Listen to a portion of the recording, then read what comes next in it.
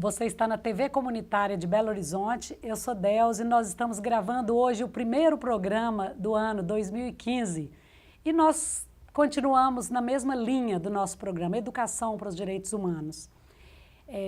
Nós vamos falar hoje de criança e adolescente, o direito da criança e do adolescente, que já foi consagrado após a Constituição de 1988 no Estatuto, mas que ainda tem muito a desejar, uma caminhada ainda a ser feita. E quem nos dá essa notícia é o doutor Ananias Neves Ferreira. Bem-vindo, doutor Ananias. Bem-vindo, Débora, bem-vindo mesmo. É para mim uma graça, né? O primeiro programa deste ano, né? Já em direitos de criança e adolescente. O senhor me chamou de Débora e eu não fiquei ofendido, porque Débora é minha filha, mas eu sou a Delze. Delze. Muito bem, Delze. É uma homenagem à filha também, né? Sim, e advogada também. Doutor Ananias, de fato, nós teríamos a oportunidade de gravar esse programa no ano passado, no final do ano, até em função do CEVAM, do trabalho que o senhor faz juntamente com o CEVAM, e acabou ficando para este momento. Então, primeiro eu gostaria que o senhor falasse aqui para os nossos telespectadores, para as pessoas que nos acompanham nesse programa aí de Educação para Direitos Humanos, quem é o senhor, o doutor Ananias, e o que é o CEVAM? Veja só, eu prefiro começar pelo CEVAM. Tá bom. Né? O CEVAM é uma ONG criada por volta de 1982, solidificada em 86, com uma proposta de apoiar, naquela época, as instituições que atendiam crianças e adolescentes. Sim, então é um centro... Centro de voluntariado de apoio ao menor. De apoio ao menor. Eu até fiz uma provocação com o doutor Ananias, ele olha, depois da Constituição de 1988, do Estatuto da Criança e do Adolescente, falar em menor ficou meio que... Ainda um pouco delicado, né? Mas nós dizíamos exatamente que o importante mais é o conteúdo, não é a forma, não é o externo, e com base nisso nós procuramos sim manter dentro daquelas propostas e princípios do CEVAM, que é, sobretudo, a criança como sujeito de direito e titularidade de direito. Buscar a efetividade desse direito, que é o fundamental. Né? Nós estamos dentro de uma construção, e bem sim a nominação do programa, né, que é uma palavra ética, de uma construção ética. E aí sim são fundamentais reconhecermos a criança e o adolescente como sujeito de direito e titulares de direito na sua efetividade. Sim. Doutora Ananias, eu preferiu começar aí pelo CEVAM, né, que é o Centro aí do Voluntariado de Apoio ao Menor, mas o senhor me disse que o senhor tem uma trajetória anterior à criação dessa ONG na década de 80, quer dizer, anterior à Constituição, né, que é a ONG de 1982, que é a experiência das FEBEMs. Nós tivemos... O senhor é advogado, né? Sou advogado, procuramos depois, já numa idade um pouco mais crescida, procuramos também fazer depois mestrado na área, doutorado na área de Direito, e com foco exatamente em Direito da Infância. Sim. Né? Mas nós um dia fomos convidados, e dizemos assim, guindado pela força maior, né, de ir presidir a FEBEM de Minas Gerais. Para nós tínhamos uma outra trajetória e uma outra proposta de vida. Em determinado momento surge o convite e eu não podia naquele momento negar um convite a uma pessoa que era minha amiga e a gente sempre disse o seguinte, nós somos seu amigo, não somos para bons ou ruins cargos, mas para aquela proposta que você tiver. Sim. E nessa proposta me convidou e eu fui para a FEBEM como advogado, a primeira experiência, na verdade, na área de infância. A FEBEM, só para me lembrar, que ela era vinculada ao Estado. A FEBEM, quem era o governador na época? O governador Hélio Garcia. Era o Hélio Garcia. Era o Hélio Garcia, né? Sim. E o Hélio era uma pessoa extraordinária. Ele dizia assim, olha, você tem autonomia para decidir as coisas, desde que sejam certas. Nós não precisamos. É uma figura extraordinária. E eu fui para lá, amanheci sim, como presidente da FEBEM. E naquele momento, era um momento até crítico, na verdade, que a gente sabe, até pelas concepções anteriores sobre criança e adolescente, mas já descortinava na sociedade algumas pessoas como Antônio Carlos Gomes da Costa, quem eu sucedi na FEBEM, né, que já era um pedagogo de renome, e já procurava das novas concepções com base nos conhecimentos que ele tinha na construção da Convenção sobre a Criança e Adolescente, que ele já conhecia os primeiros passos da Convenção. Ela não tinha sido oficializada, mas ele já o conhecia, né? E contribuiu muito para que nós pudéssemos introjetarmos, embora na FEBEM, já novas concepções. E o meu primeiro passo na FEBEM era humanizar o atendimento FEBEM. essa era a primeira proposta e essa é uma recomendação do governador, né, era humanizar o tratamento com a criança naquela época, chamada criança e adolescente, né, era uma concepção de menor, mas a gente já introjetava os ensinamentos do Antônio Carlos para chamá-los de criança e adolescente, por incrível que pareça, ensinamento. E nós procuramos então ali desenvolver um trabalho de humanização. Nesse momento, dizia o Antônio Carlos, você está entrando numa proposta que nunca mais sairá dela. E é verdade, até hoje estamos aqui. O senhor até me disse, falou Né? assim, antes de ter um partido político, eu tenho o partido de proteção à infância. Né? Doutora Ananias, hoje nós não temos mais essas instituições FEBEMs, mas nós temos abrigos em Belo Horizonte e tem espalhado aí pelo país diversos abrigos para essas crianças e adolescentes que não têm uma família ou que são retirados da família ou alguma situação que leva. Qual que é o papel do CEVAM nesta situação hoje de apoio público, né, do Estado às crianças? Perfeito. Veja só, você mencionou bem, nós temos os abrigos, né, que hoje chamam de unidade de acolhimento institucional, né, uma terminologia também que é institucional, que não é assim muito agradável, né, institucional, institucionaliza a criança e o adolescente. Nós temos a proposta do CEVAM hoje para com a criança que está em abrigo, e resiste-se, elas estão em abrigo como medida de proteção e não por outras aventuras. Ou seja, são crianças que têm seus direitos violados por alguém ou ameaçados e aí então vem uma medida de proteção para estarem nos abrigos. Nesse momento é que se pensa como eles podem exercitarem seus direitos fundamentais de convivência familiar e comunitária. É que nasce então a proposta do CEVAM para permitir e possibilitar que eles exerçam este direito, embora estando lá num abrigo, mediante o seu convívio com uma família da cidade, né? E uma família até da região metropolitana. Né? Começamos só por Belo Horizonte, mas hoje a gente já pode dizer que, graças ao entendimento do juiz da comarca, Dr. Marcos Padula, o programa pode sim permitir que as crianças, mesmo de Belo Horizonte, possam estar em lares da região metropolitana. Sim. Isso é importante. Esta convivência ela tem se tornado, ao longo desse período, muito singular e muito importante, né? A construção deles. Nós observamos o quê como fundamental? É o desenvolvimento depois que essa criança ou adolescente tem, inclusive nos seus estudos, na sua escola e na sua vida pessoal, após integrarem a uma família. Sim, mas o senhor me disse que tem dois caminhos ou dois métodos, dois objetivos principais no CEVAM. Um é, primeiro, acompanhar na justiça mesmo, da celeridade a diversos processos que tem que ser feito para olhar a vida, cuidar desses direitos dessas crianças. E o outro seria esse apadrinhamento. Né? Vamos falar esse primeiro passo, aí, que é a celeridade, e o senhor já também nos disse que foi construído pelo CEVAM e também pelo Dr. Tarcísio, que era, na época, o juiz da Vara da Infância. É verdade. O Dr. Tarcísio, na época, era o juiz da infância da capital, hoje desembargador, e que nos propôs a construir um programa que possibilitasse esta convivência entre a criança e o adolescente abrigada e a família da cidade. Difícil para o próprio Estado fazer algumas políticas e dar andamento. O Estado tem as suas concepções estatais, né? E que o Estado vê mais a criança ou adolescente como alguém que o Estado possa administrar em si, entre aspas, mas é uma concepção ainda ultrapassada, e que é alguém que se possa participar de construção.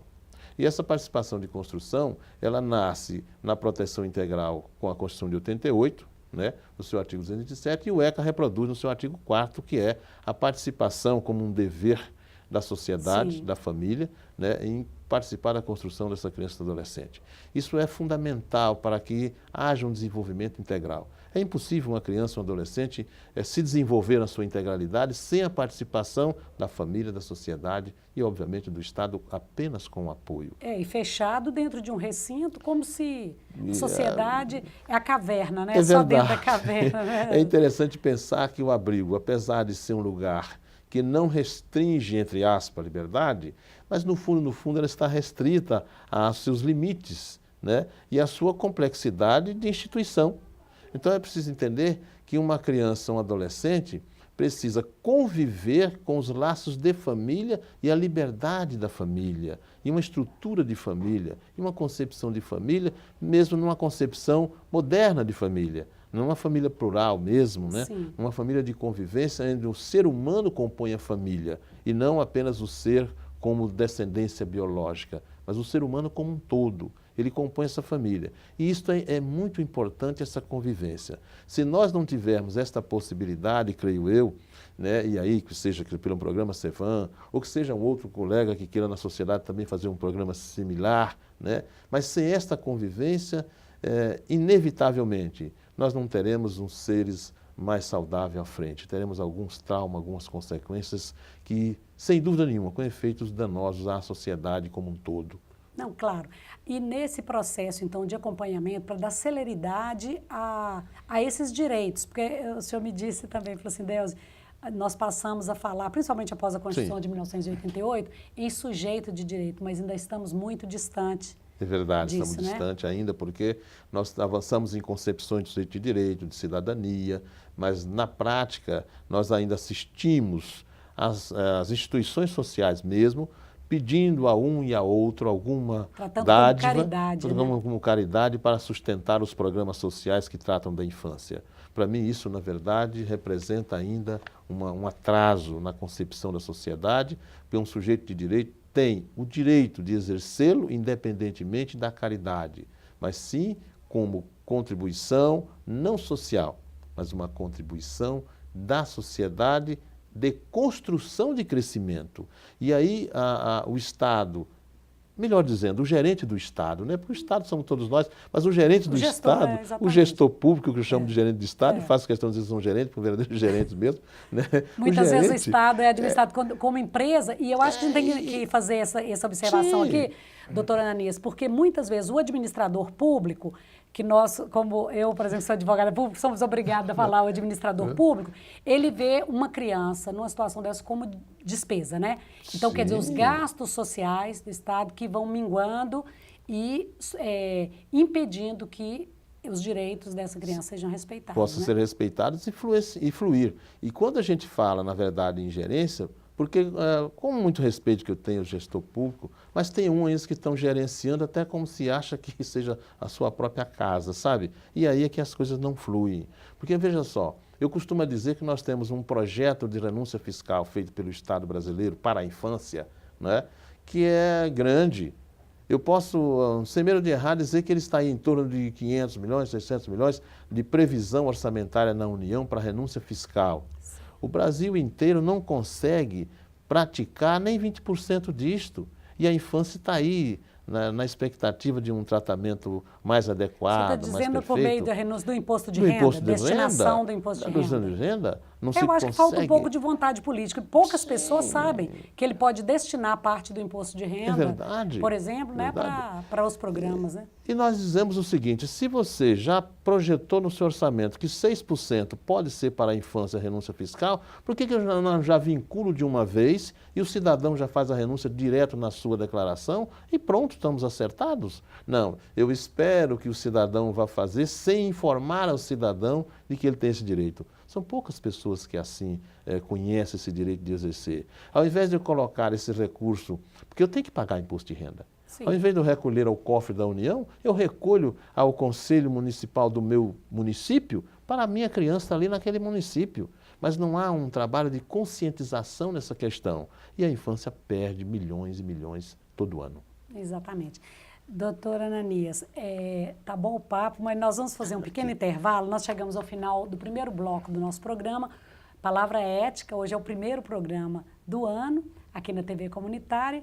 E eu estou muito feliz, porque nós estamos aqui falando de criança, do adolescente, desses sujeitos, não vou falar de futuro, porque eles já estão aí. Quantas crianças hoje estão precisando de uma atuação melhor do Estado, mas não apenas do Estado, que a doutora Ananias está nos dizendo, também da sociedade, das famílias, da escola, enfim, de todos, né, que temos essa obrigação aí de construir, ajudar na construção desses sujeitos. Nós, então, fazemos um pequeno intervalo e voltamos daqui a pouco conversando mais aqui com o doutor Ananias.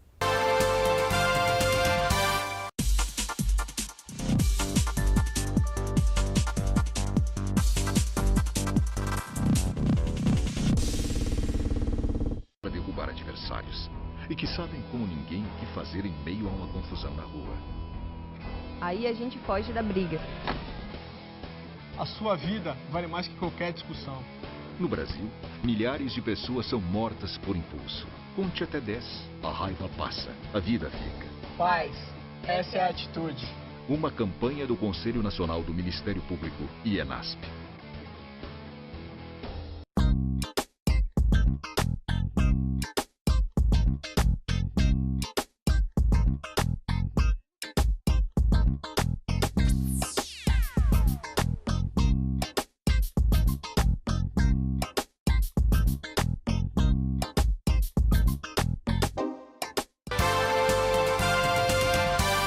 Então, nós estamos aqui na TV Comunitária de Belo Horizonte. Esse é o programa Palavra Ética. Eu sou Delze e vocês já me conhecem aqui deste mesmo programa.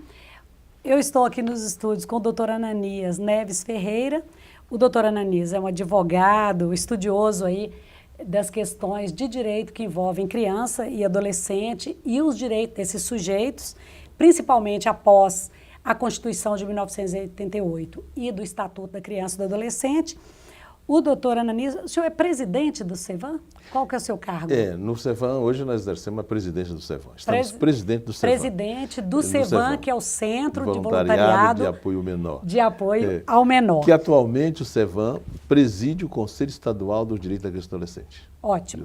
E o doutor Ananias, ele nos contou no primeiro bloco aqui como foi construída, então, essa ONG que exerce um papel fundamental, principalmente aqui em Belo Horizonte e na região, dando apoio não apenas para o Conselho Tutelar, mas também para o juiz da Vara de Infância e da Juventude, dos diversos órgãos, dos psicólogos, enfim, o senhor faz ajuda. O senhor não, a entidade, a né? entidade, né?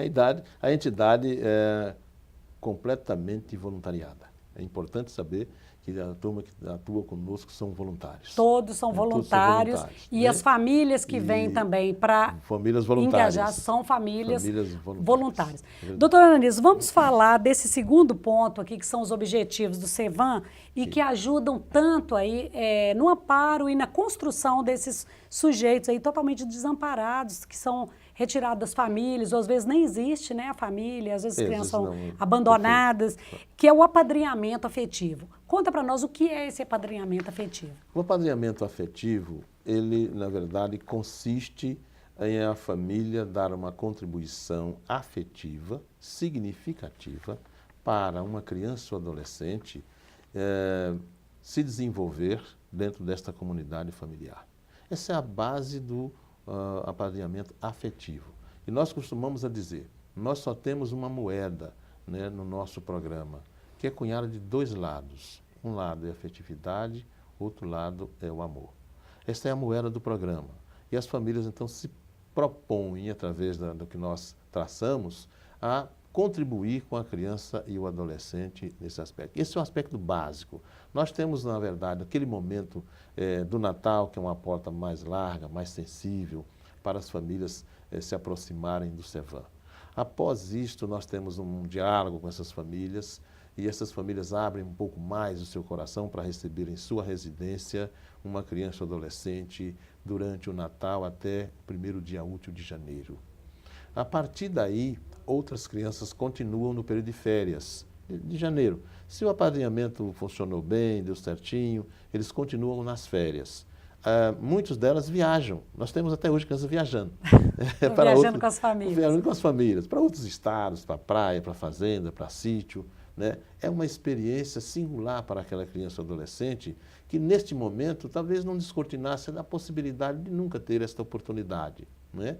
E é uma oportunidade também a família, com seus filhos também, conhecer uma realidade de outro ser humano, na sua particularidade, na sua singularidade, na sua individualidade. E, sobretudo, ser tratada dentro da linha de mesmo respeito com que trata os seus membros da família, dos seus lares. Né? É uma construção, é uma experiência onde os meninos aprendem muito. Quando eles chegam no abrigo, eles vão contar um para o outro as suas experiências, né, que tiveram durante essa vida. E depois, se a família realmente desenvolveu esse apadrinhamento natalino, festivo e de férias, ela pode prosseguir durante o ano apadrinhando todos os finais de semana. Aí passa pelo nosso psicólogo, faz uma avaliação, um diálogo dessa experiência, E então é dado o sinal que a gente chama do sinal verde para que ele continue. Mas ele assina conosco um termo de plena responsabilidade, como se aquela criança ou adolescente de sua família assim o fosse. Esse é um compromisso que todo mundo assina conosco. E eu falo muito, ó, não diga que assinou sem ler, não. Leia, seja consciente, porque você vai estar participando da construção de um ser humano, na sua individualidade. A gente não permite que as pessoas possam escolher os afiliados, não. A gente até permite sugerir, mas não escolher, porque o ser humano é tratado conosco dentro da sua universalidade. Ou seja, a psicóloga ou o nosso educador, o coordenador, faz o enlace que nós chamamos. Ela conhece a família que já conheceu ali e conhece o menino. Então, ela faz esse enlace e a partir daí é que a convivência se desenvolve. Nós estamos agora com 15 anos de programa, né? Este ano com 15 anos de programa, e ficamos satisfeitos porque não tivemos, graças a Deus, nenhum dos sabores maiores. Temos tido a compreensão das pessoas entenderem, e aqui me faz lembrar, né, o grande idealizador Dr. Tarcísio, que ele dizia, as nossas crianças não são anjos, nem são diabos, são crianças, com as suas peripécias, sua singularidade, que nós todos tivemos quando fomos crianças. É compreender o outro na sua particularidade, na sua história de vida, porque a criança, de modo geral, ela, se você indagar sobre a vida dela, ela pode se retrair, mas se você deixar ela por si só criar a construção da confiabilidade, ela vai abrir o seu livro, ela vai abrir a sua história, ela vai dizer, e aí você vai ter a oportunidade de conhecer uma história humana que você nunca imaginou e contribuir para que sejam superadas as dificuldades dessa história humana. Eu achei bastante interessante quando o senhor colocou para nós, porque é bastante intuitivo e assim, é necessário mesmo, porque uma criança fechada dentro de um abrigo ou uma instituição e após um período, e depois eu quero conversar com o senhor sobre isso, ela tem que sair desse abrigo, tem que sair dessa instituição e ir para a sociedade, mas para uma sociedade totalmente imaginada por ela, se ela não tem uma experiência concreta. Então, quer dizer, esse apadrinhamento é uma porta importantíssima para que essa criança tenha a possibilidade de conviver com pessoas que estão fora dessas paredes, não só com os monitores. Sim, claro. De conviver com essas pessoas e, inclusive, nos diversos horizontes dessas pessoas. Sim. Porque é tão interessante que uma criança que vai com uma família, por exemplo, do Sion, a outra vai com uma família lá do Santo Inácio, e quando elas se encontram, elas costumam trocar as experiências, o que elas aprenderam nessas diversas patamares de famílias. Né? Saber que aqui fora existe uma diversidade imensa. E que quando ela sair daquele abrigo, mesmo ela retornando à família biológica ou não, ela vai ter que viver com essa diversidade. Né? E ela sabe, ela passa, por exemplo, na Cidade Jardim e ela vê aqueles imóveis belíssimos, ela passa a entender que ali existe naquela realidade. Não é a dela, mas ela existe na sociedade, que ela tem que aprender a conviver, cada um no seu nível de grau de existência. É muito importante esse crescimento. E qualquer perspectiva de vida vai ser em cima de uma realidade concreta. De uma realidade concreta. Doutora Ananias, eu achei muito interessante na sua fala também, o senhor dizer dos limites de toda a política, claro, e principalmente da criança. Quer dizer, não há nenhum céu de brigadeiro em lugar nenhum. E o senhor pontua um dos aspectos, exatamente a saída dessas crianças, desses adolescentes após os 18 anos, que é um problema e até agora nem ONG, nem Estado, né, com seus governantes, conseguem traçar um futuro melhor. Traçar uma proposta mais concreta. Né? Eu lhe posso dizer, sabe, que desde a época que nós estávamos no FEBEM, que este problema sempre se acentuou. Aos 18 anos, para onde vai este ser humano? Que universo de vida lhe será entregue? Tá, eu fico com ele aqui, ou no FEBEM, ou num abrigo, né? Porque nós temos meninos hoje que, desde 3 anos, que estão nos abrigos. Nós temos hoje em Belo Horizonte, o que eu falo, uma população estacionada nos abrigos com 17 anos, 16 anos, e que ninguém tem uma proposta para os 18 anos concreta. Alguns foram adotados. Alguns adotados, outros não. É mínimo essa adoção. A cultura adotiva nossa é de meninos pequenos. Aliás, é de bebê. Na verdade, quem pensa em adotar, querendo ter um bebê. E quando a gente sabe que a adoção começa quando eu adoto o meu próprio filho. Aí eu aprendo a adotar o outro. E aí, então, eu me abro para a adoção. mas não tem uma proposta concreta para essas pessoas. E qual a grande preocupação? É que quando alguém é colocado num universo para ele desconhecido e sem perspectiva e sem horizonte, o primeiro que me aparece eu abraço. E quem é o primeiro que aparece? Nem sempre é o horizonte azul. É mais o horizonte da sombra, o horizonte mais negro, né? E aí é que a gente perde a nossa mocidade coletiva, né? A gente entrega para um mundo sombrio as nossas crianças, que custou à nossa sociedade também um grande investimento durante os anos que estiveram no abrigo. E, entretanto, perdemos todo esse investimento quando ele vai para um mundo que é sombrio, sem nenhuma perspectiva e sem horizonte. É preciso que tenhamos coragem e força para trabalhar o horizonte. Daí que eu sempre entendo que os abrigos não deveriam ser maior de que 5 ou 6 meninos ou adolescentes, para serem construídos para a vida com toda oportunidade.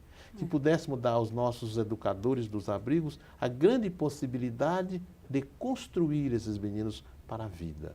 A gente diz assim, não, nós vamos tornar para a família biológica, mas que família biológica eu consegui ressocializar para recebê-los? Eu ainda não consegui.